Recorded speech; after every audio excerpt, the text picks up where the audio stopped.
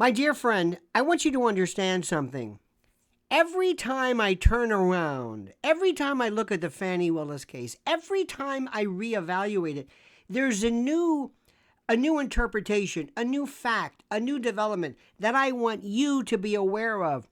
None of this had to happen. Let me just explain this again. None of this had to happen. This was about duplicity. This was about this legerdemain. This is about this sense of, I don't have to tell you the truth. I don't have to worry about it because I'm entitled. I'm an arrogant, entitled Fani Willis. Keep in mind a couple of things. One of the most interesting aspects is regarding Mr. Wade's wife, currently wife, still married, Joycelyn Wade.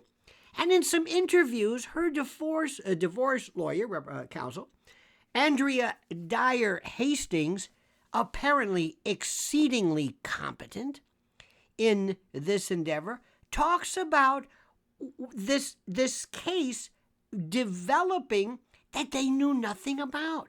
Now, set the stage for those of you who are not familiar with family law. Here is a woman, 25, 26-year marriage, single mom, maybe has health concerns, trying to get her fair share. They had no reason to believe there was anything adulterous going on. And remember, in the state of Georgia, and this gets very interesting, in the state of Georgia, adultery as grounds for divorce, and a factor to be considered by the court in equitable distribution of property. Now, this is important to understand this. Up until now, they thought that this Nathan Wade. He was on his own. He was a lawyer. He represented, whatever it was. They were looking to try to corral and collect the assets that he would be ordered by a court to share, to distribute equally. And all of a sudden they said, wait a minute, he's a what? He's a special counsel making almost $1 million? Wait a minute, what? He might be having an adulterous affair? Wait a minute, what? All of this started really from that point of view. Now, before we begin, and listen to me like you've never listened before, because I'll never let you down. I want you to understand that you have to be able to handle multiple issues simultaneously.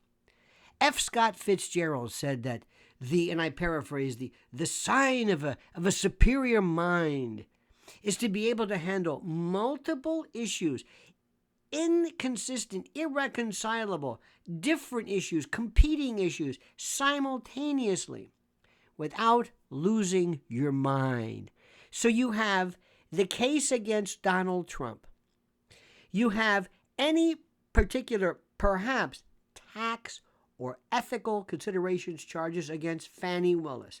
The same thing goes for Mr. Wade and Terrence Bradley, the maybe counsel, maybe partner, maybe we'll put him over here.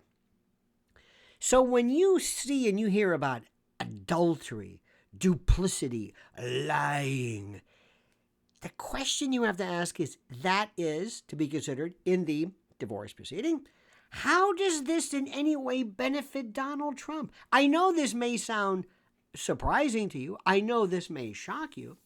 But the argument could very well be made, whatever Fani and Nathan do on their own in no way necessarily impacts or affects Donald Trump from being deprived of a fair trial. Because if the truth be known, ladies and gentlemen of the jury, there is proof there is a God, because God said, President Trump, I'm going to give you Fani Willis, the most incompetent, entitled, angry, lunatic, unethical, perhaps perjurious prosecutor in the history of prosecution in the legal world.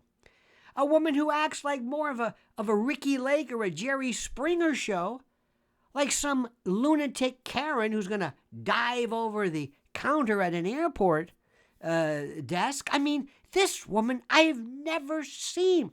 This entitled, go, no. I mean, I've never seen also a judge completely bereft, completely disconnected from any ability or interest in controlling the case.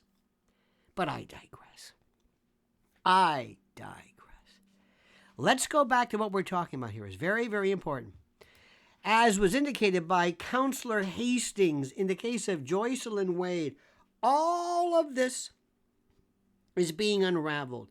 Did Nathan Wade lie about his assets? Did Nathan Wade secrete illegally and improperly assets? Did Nathan Wade interfere with the adjudication and the administration of justice as to the divorce case, which is still going on? They're still married.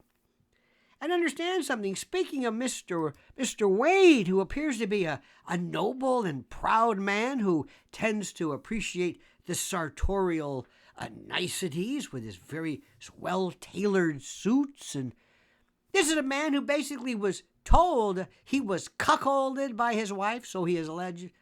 He is apparently unable to enjoy the fruits of his masculine expression, amorous or otherwise. There was evidence, so maybe there might not have been lead in his pencil, as they say, after a series of prostate, not to be called prostate problems. So already, and it is alleged that through this labyrinthine concoction of nonsense, you have Fani Willis who says, oh, no, we went out, but I paid him back. I paid him back for everything because I've got cash, thousands of dollars of cash, which I may have commingled or taken from my campaign fund, which is against the law, which I may or may not have declared, which is against the law. So all I'm saying is there is this storyline that gets more and more and more discombobulated and needlessly mendacious, needlessly complicated, needlessly duplicitous. That is precisely what we are talking about. Precisely. This is the most incredible thing anybody's ever seen. Had Fani Willis realized from the beginning, listen, we're going to go into this and we're going to play this real low key. I'm going to present a very, very sterile, a very unexciting stipulation as to certain facts to try to get this matter, shall we say, addressed without the necessity of going into this, without her getting on the stand and saying, oh, no, I'm going to explain this to you with concocted stories from her father, Mr. Floyd, about how he, while worrying about her being threatened by gangs and cartels and gangsters, while he alone, this man, he stays in her house without any kind of security detail. He does. She left her. Most people would say, Daddy, you are not going to stay anywhere. If my house has been targeted by gangs and cartels, you sure as hell are going to stay there. It doesn't make any sense. He also recognized the fact, because he is so pythonic, so vatic, he knew he was worried about getting out because of COVID. And if we recall correctly, depending upon what year we're talking about, because these years change. When did you and Mr. Wade start engaging? Well, we met in 2019, 2022. Who the hell knows? All of this, let me say this again, all of this has been the result, the product of the mendacious, the perjurious, it is alleged, and I do not be surprised if that is not ever the case, but this web of lunacy that we are seeing at the hands of one Fani Willis. You're going to be hearing more about this because the case is still unraveling. I have never seen something that is so labyrinthine, so complicated, and unnecessarily so. like this video, subscribe to the channel, hit that little bell so you're notified of live streams and new videos, and ask yourself, answer my questions. What do you think about this? And comment as you see fit.